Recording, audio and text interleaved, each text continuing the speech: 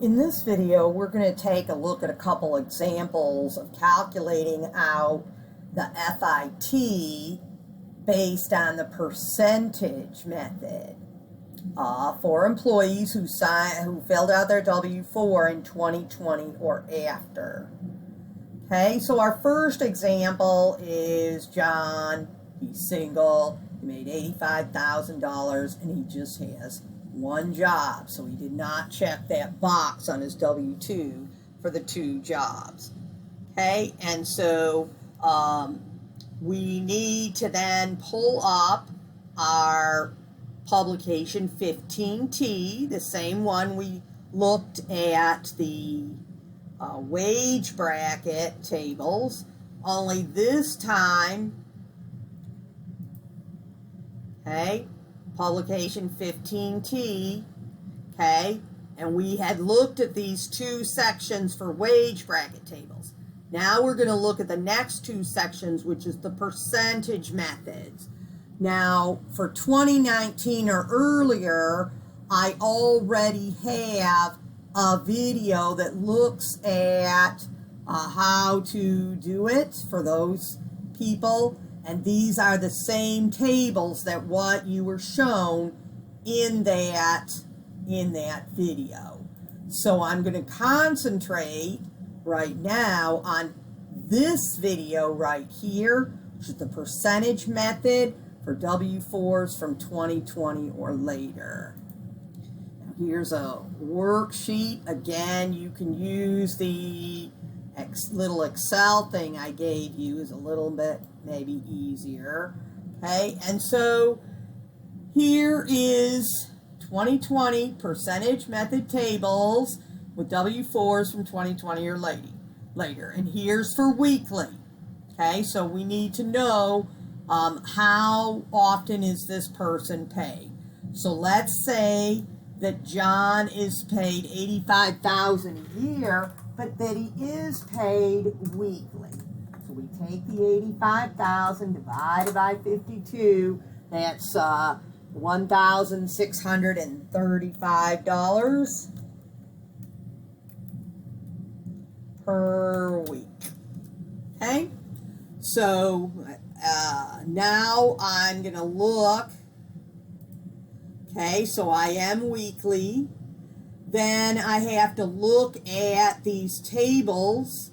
Okay, there's a part on the left for the standard withholding rate, part on the right for when step 2 checkbox is checked, meaning there's two jobs. Okay, now he only has one job, so we're going to ignore this part on the right. We'll look at the standard part that's on the left.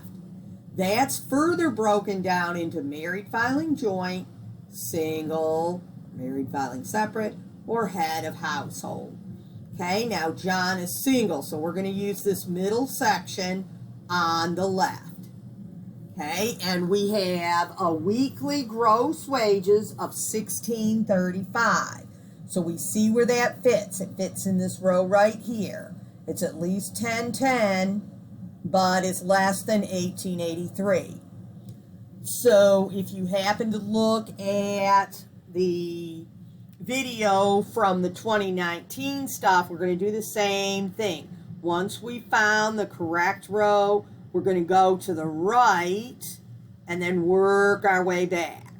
Okay, so the right has this 1010, and if you look at what that is at the top, it says of the amount that the adjusted wage exceeds 1010, meaning how much is his gross wages more than the 1010.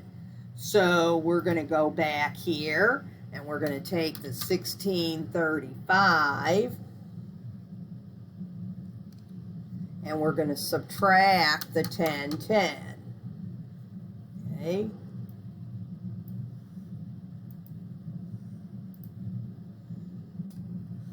And that will give us the amount that is exceeded, 625.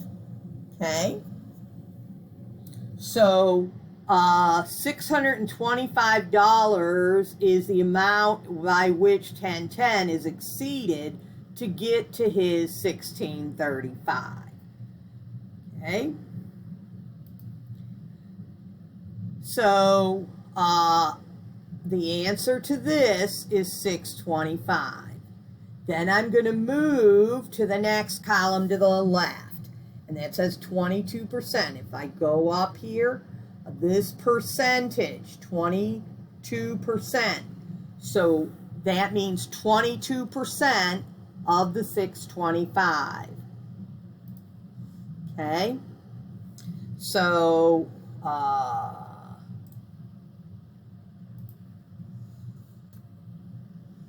I'm going to take 625 times the 22%, or 0.22 if you want to put it in decimal format, and that's 137.50. Okay, 137.50. Now I go back to these tables. Okay, so we had 625 is the excess times 22%. That was the 137.50. Then we go back one more to the left. It says 88.84. And we go down here. The tentative amount to withhold is that amount plus what we got from the percentage. Okay, so 88.84 is going to get added, okay, to the 137.50. So I take 137.50 plus 88.84. That's 226.34. Okay, 137.50 plus 88.84 equals 226.34. Okay, and so this is the amount that we're actually going to be taking out of his weekly check. So he has a gross wages of $16.35, and we're going to take $226.34 out for FIT. Okay. Let's say we have Mary, and she is married filing joint, and she makes $85,000 and has one job herself, and spouse has a similar amount job. Okay, so we have to figure out how much is hers per week, okay, which would be the same as John's, 85,000 divided by 52 weeks, so that's the 1635 per week. Okay, so we have to now look up in the tables. Now this time, step 2 is checked because there's 2 jobs for the household, one for Mary and one for her spouse. So Mary would have checked the little checkbox in step 2. So we're going to use this on the right side. We're still on a weekly payroll. Okay? Now we have married filing jointly. And we have to look up the 1635 that's in this row here between 1010 and 1883. We go all the way over to the right. It says how much exceeds 1010. So 1635 minus 1010 equals, okay, which we already know is 625.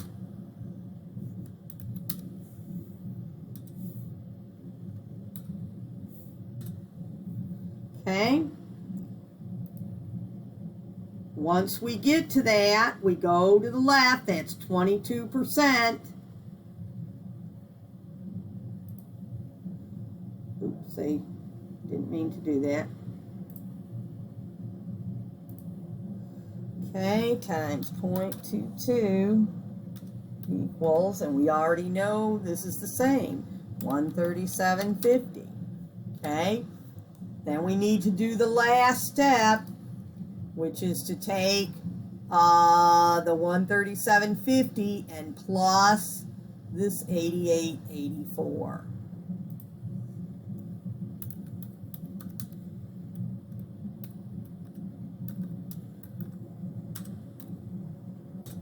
And that'll be 226.34. So notice this is exactly the same as John's. That's because since she has a job and the spouse has a similar job, they're treating this $85,000 just like she was single.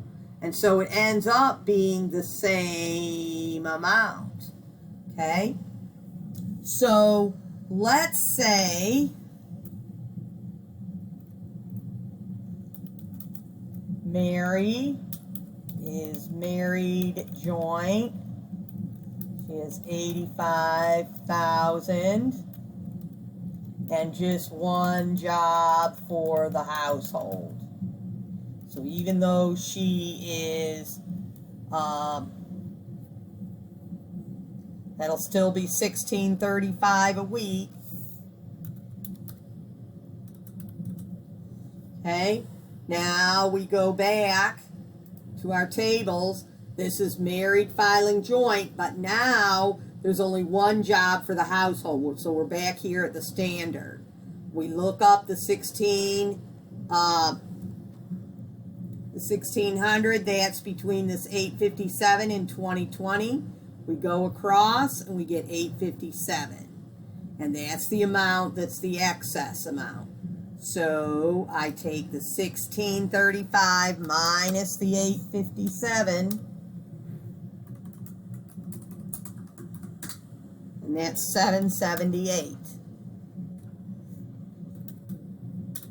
Now I'm going to have to multiply the 778.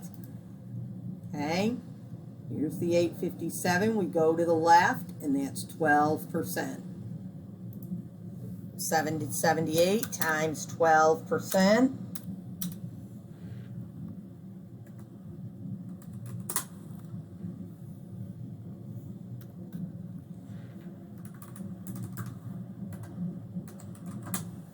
$93.36. Okay, then we're going to take the $93.36.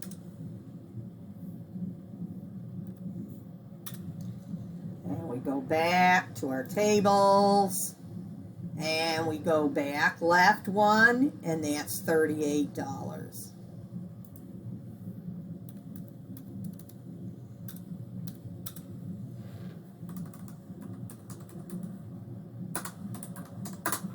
That's 131.36.